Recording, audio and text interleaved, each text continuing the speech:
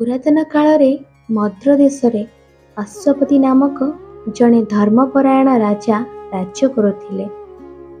ସେ ବହୁ ଦୟାଳୁ, ଜ୍ଞାନୀ ଓ ପ୍ରଜାବତ୍ସଳ ଥିଲେ।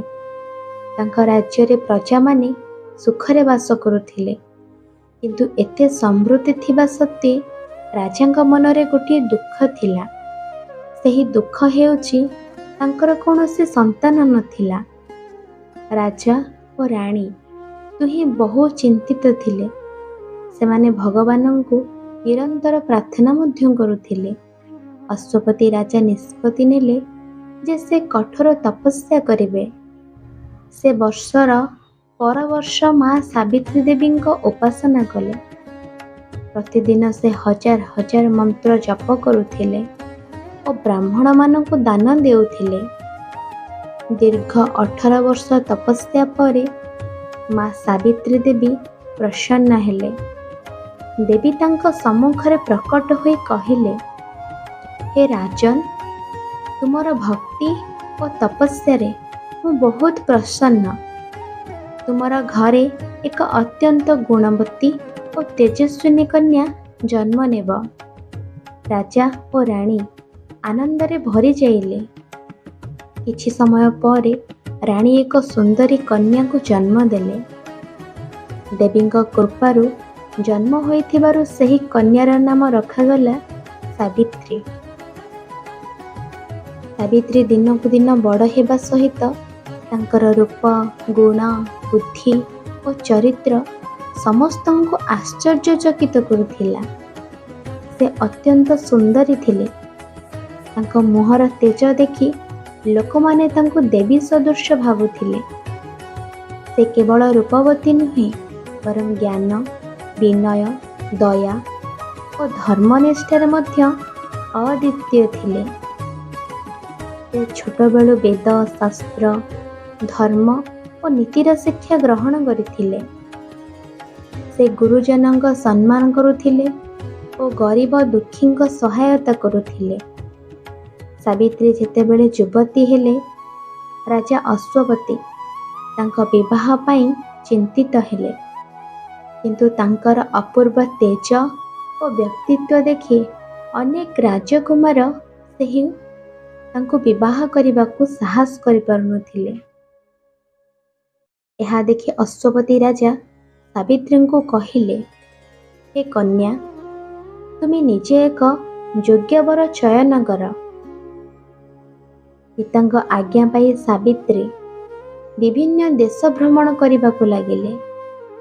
ସେ ଅନେକ ରାଜ୍ୟ ଦେଖିଲେ, ଅନେକ ରାଜକୁମାରଙ୍କୁ ଦେଖିଲେ, କିନ୍ତୁ ତାଙ୍କ ମନ କାହାରି ବି ପାଖରେ ଲାଗିଲା ନାହିଁ। ଦିନେ ସେ ଏକ ବନାଞ୍ଚଳରେ ପହଞ୍ଚିଲେ। ସେଠାରେ ଜଣେ ତପସ୍ୱୀ ସଦୃଶ ଯୁବକଙ୍କୁ ଦେଖିଲେ।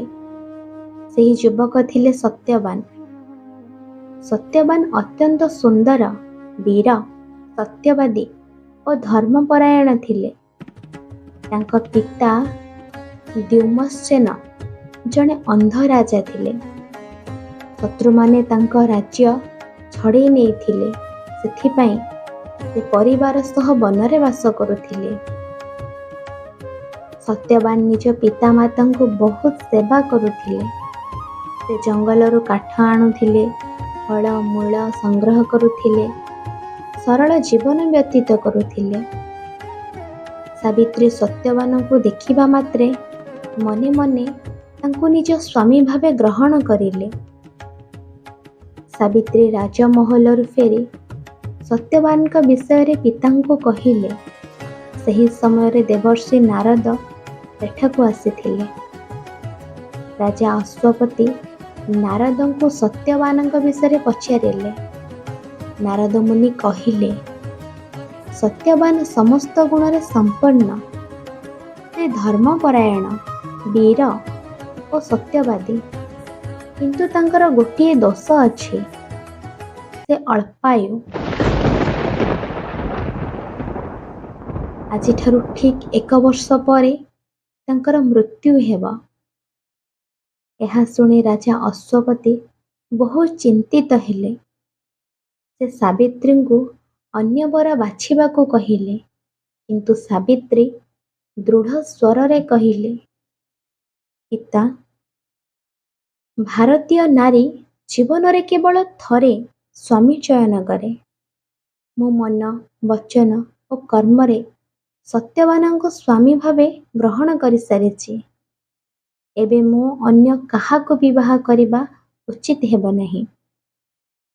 ସାବିତ୍ରୀଙ୍କ ଦୃଢ଼ ସଂକଳ୍ପ ଦେଖି ସମସ୍ତେ ଆଶ୍ଚର୍ଯ୍ୟ ହେଲେ। ଶେଷରେ ରାଜା ଅଶ୍ୱପତି ସତ୍ୟବାନଙ୍କ ସହ ସାବିତ୍ରୀଙ୍କ ବିବାହ କରାଇଦେଲେ। ବିବାହ ପରେ ସାବିତ୍ରୀ ରାଜମହଲର ସୁଖକୁ ତ୍ୟାଗ କରି ସ୍ୱାମୀଙ୍କ ସହ ବନରେ ବାସ କରିବାକୁ ଲାଗିଲେ।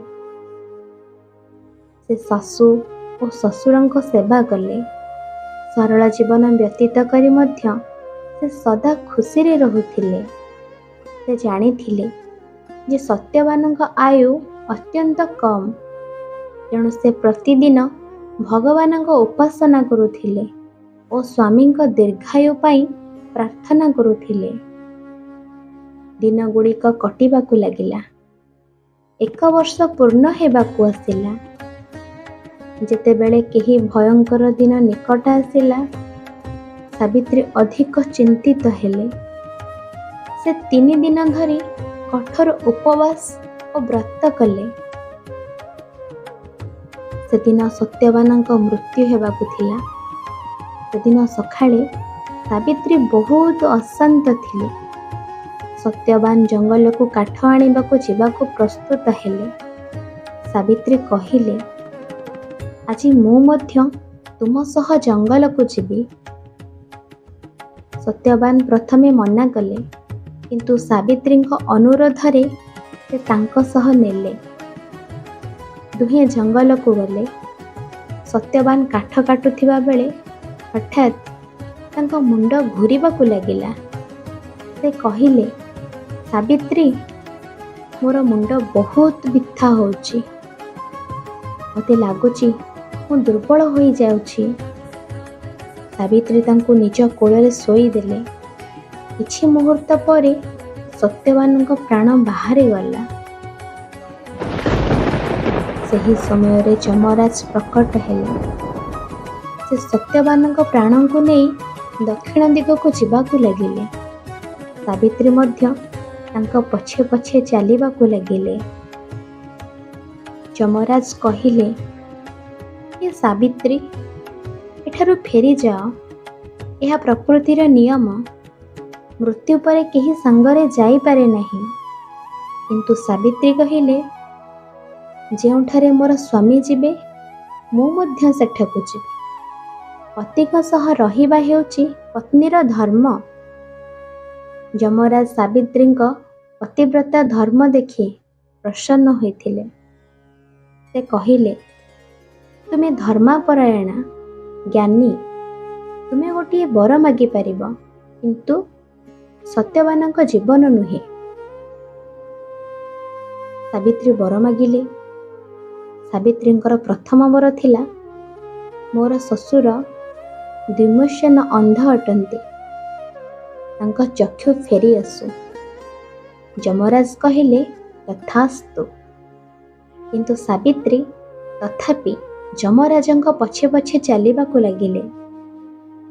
ସାବିତ୍ରୀ ଦ୍ୱିତୀୟ ବର ମାଗିଲେ। ଯମରାଜ ପୁଣି କହିଲେ, ତୁମେ ଏବେ ଫେରିଯାଅ। ସାବିତ୍ରୀ ଧର୍ମ ଓ ମତ୍ସ୍ୟଙ୍ଗର ମହିମା ବର୍ଣ୍ଣନା କରିବାକୁ ଲାଗିଲେ।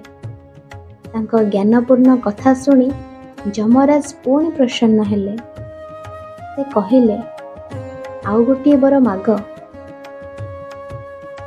ସାବିତ୍ରୀ ଦ୍ୱିତୀୟ ବରରେ ମାଗିଲେ, ମୋର ଶ୍ୱଶୁର ତାଙ୍କ ହରାଇଥିବା ରାଜ୍ୟ ଫେରି ପାଆନ୍ତୁ। ଯମରାଜ କହିଲେ, ତଥାସ୍ତୁ। ତଥାପି ସାବିତ୍ରୀ ଫେରିଲେ ନାହିଁ। ସେ ଯମରାଜଙ୍କ ପଛେ ପଛେ ଚାଲୁଥିଲେ। ଯମରାଜ କହିଲେ, ହେ ସତୀ, ତୁମର ଭକ୍ତି ଓ ଧୈର୍ଯ୍ୟ ଅପୂର୍ବ। ଆଉ ଗୋଟିଏ ବର ମାଗ। ସାବିତ୍ରୀ ତୃତୀୟ ବର ମାଗିଲେ। ମୋର ପିତା ଅଶ୍ୱପତିଙ୍କ ଶତପୁତ୍ର ହେଉନ୍ତୁ। ଯମରାଜ କହିଲେ, ତଥାସ୍ତୁ। ସାବିତ୍ରୀ ତଥାପି ଫେରିଲେ ନାହିଁ। ଯମରାଜ ତାଙ୍କ ଅତୁଟ ନିଷ୍ଠା ଦେଖି ଆଶ୍ଚର୍ଯ୍ୟ ହେଲେ। ସେ କହିଲେ, ତୁମେ ଆଉ ଗୋଟିଏ ବର ମାଗିପାରିବ। ସାବିତ୍ରୀ ଚତୁର୍ଥ ବର ମାଗିଲେ, ମୁଁ ସତ୍ୟବାନଙ୍କ ଦ୍ୱାରା ଶତପୁତ୍ରର ମାତା ହେବି। ଯମରାଜ କହିଲେ, ତଥାସ୍ତୁ। କିଛି ଦୂର ଯାଇ ପରେ ସେ ବୁଝିଲେ ଯେ ସତ୍ୟବାନ ବଞ୍ଚି ନଥିଲେ ସାବିତ୍ରୀ କିପରି ଭାବରେ ପୁତ୍ରବତୀ ହେବେ। ସାବିତ୍ରୀଙ୍କ ବୁଦ୍ଧିମତା ଓ ପତିବ୍ରତା ଧର୍ମରେ ଯମରାଜ ଅତ୍ୟନ୍ତ ପ୍ରସନ୍ନ ହେଲେ। ସେ କହିଲେ, ହେ ସତୀ ସାବିତ୍ରୀ, ତୁମର ପତିବ୍ରତା ଶକ୍ତି ସମ୍ମୁଖରେ ମୁଁ ପରାଜିତ।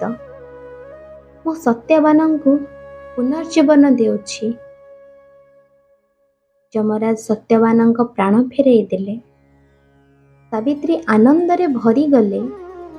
ସେ ତୁରନ୍ତ ଫେରି ଆସିଲେ। ସତ୍ୟବାନ ପୁଣି ଜୀବନ୍ତ ହୋଇ ଉଠିଲେ। ସେ ଆଶ୍ଚର୍ଯ୍ୟ ହୋଇ କହିଲେ, ମୁଁ ତ କିଛି ସମୟ ପାଇଁ ଶୋଇପଡ଼ିଥିଲି, ଏତେ ରାତି ହୋଇଗଲା କିପରି? ସାବିତ୍ରୀ ହସି କହିଲେ, ସବୁ ଭଗବାନଙ୍କର କୃପା।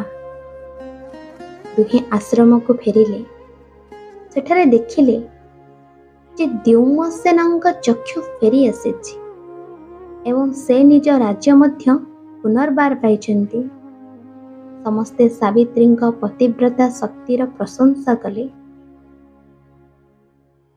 ସତୀ ସାବିତ୍ରୀଙ୍କ ଏହି ଅଦ୍ଭୁତ କଥାରୁ ପ୍ରେରଣା ପାଇ ଭାରତର ବିଭିନ୍ନ ସ୍ଥାନରେ ସାବିତ୍ରୀ ବ୍ରତ ପାଳନ କରାଯାଏ। ଓଡ଼ିଶାରେ ଏହି ବ୍ରତ ବହୁତ ଶ୍ରଦ୍ଧା ଓ ଭକ୍ତି ସହ କରାଯାଇଥାଏ।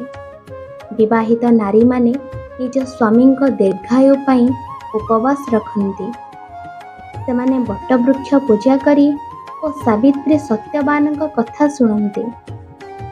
ବଟବୃକ୍ଷକୁ ଦୀର୍ଘାୟୁ ଓ ଅମରତ୍ୱର ପ୍ରତୀକ ମନାଯାଏ। ନାରୀମାନେ ବଟବୃକ୍ଷକୁ ସୂତା ବାନ୍ଧି ପରିକ୍ରମା କରନ୍ତି ଓ ପ୍ରାର୍ଥନା କରନ୍ତି। ସାବିତ୍ରୀ ନିଜ ସ୍ୱାମୀଙ୍କ ପ୍ରତି ଅତୁଟ ନିଷ୍ଠାରେ ଥିଲେ। ସେ ମୃତ୍ୟୁକୁ ମଧ୍ୟ ଭୟ କରିନଥିଲେ। କଷ୍ଟ ସମୟରେ ମଧ୍ୟ ସେ ଧୈର୍ଯ୍ୟ ନ ହରାଇ ସେ ସାହସର ସହିତ ଯମରାଜଙ୍କୁ ସମ୍ମୁଖୀନ ହୋଇଥିଲେ। ସାବିତ୍ରୀ ନିଜ ବୁଦ୍ଧି ଓ ଯୁକ୍ତି ଦ୍ୱାରା ଯମରାଜଙ୍କୁ ପ୍ରସନ୍ନ କରିଥିଲେ। ସେ ସର୍ବଦା ଧର୍ମ ଓ ସତ୍ୟର ପଥ ଅନୁସରଣ କରିଥିଲେ। ଓଡ଼ିଶାରେ ଜ୍ୟେଷ୍ଠ ମାସର ଅମାବାସ୍ୟା ତିଥିରେ ସାବିତ୍ରୀ ବ୍ରତ ପାଳନ କରାଯାଏ। ଏହି ଦିନ ସକାଳୁ ନାରୀମାନେ ସ୍ନାନ କରି ପବିତ୍ର ବସ୍ତ୍ର ପିନ୍ଧନ୍ତି। ସେମାନେ ଫଳ, ଫୁଲ, ଧୂପ, ଦୀପ ଓ ନୈବେଦ୍ୟ ସହ ପୂଜା ମଧ୍ୟ କରନ୍ତି। ସାବିତ୍ରୀ ବ୍ରତରେ ବିଭିନ୍ନ ପ୍ରକାର ଫଳ ଅର୍ପଣ କରାଯାଏ, ବିଶେଷ କରି ଆମ୍ବ, କଦଳୀ, ନଡ଼ିଆ ଇତ୍ୟାଦି। ଗ୍ରାମ ଓ ସହରରେ ସମସ୍ତ ସ୍ଥାନରେ ଏହି ବ୍ରତ ବହୁତ ଭକ୍ତିର ସହ ପାଳନ ହୁଏ। ସତୀ ସାବିତ୍ରୀଙ୍କ କଥା କେବଳ ଏକ ପୌରାଣିକ ଘଟଣା ନୁହେଁ, ଏହାର ଗଭୀର ଆଧ୍ୟାତ୍ମିକ ଅର୍ଥ ରହିଛି। ସତ୍ୟବାନ ମାନବ ଆତ୍ମାର ପ୍ରତୀକ ଓ ସାବିତ୍ରୀ ହେଉଛନ୍ତି ଭକ୍ତି ଓ ସତ୍ୟର ପ୍ରତୀକ। ଯମରାଜ ହେଉଛନ୍ତି କାଳର ପ୍ରତୀକ। ଭକ୍ତି, ସତ୍ୟ ଓ ଧର୍ମର ଶକ୍ତି ସମ୍ମୁଖରେ ମୃତ୍ୟୁ ମଧ୍ୟ ପରାଜିତ ହୋଇଥାଏ। ଏହି କଥା ହେଉଛି ଏହାର ମୂଳ ସନ୍ଦେଶ। ସତୀ ସାବିତ୍ରୀଙ୍କ କଥା ଭାରତୀୟ ନାରୀ ଆଦର୍ଶର ଏକ ଉଜ୍ଜଳ ଉଦାହରଣ। ତାଙ୍କ ଜୀବନ ଆମକୁ ଶିଖାଏ ଯେ ଭକ୍ତି, ସତ୍ୟ, ଧୈର୍ଯ୍ୟ ଓ ଅଦମ୍ୟ ସଂକଳ୍ପ ଥିଲେ ମଣିଷ ଯେକୌଣସି ବିପଦକୁ ଜୟ କରିପାରେ। ସତୀ ସାବିତ୍ରୀଙ୍କ ପତିବ୍ରତା ଶକ୍ତି ଯୁଗେ ଯୁଗେ ସମସ୍ତଙ୍କ ପାଇଁ ପ୍ରେରଣା ହୋଇ ରହିବ। ତାଙ୍କ କାହାଣୀ କେବଳ ନାରୀମାନଙ୍କ ପାଇଁ ନୁହେଁ, ସମଗ୍ର ମାନବ ସମାଜ ପାଇଁ ମଧ୍ୟ ଧର୍ମ, ନୀତି ଓ ଆଦର୍ଶର ଏକ ମହାନ ପାଠ। ଜୟ ସତୀ ସାବିତ୍ରୀ।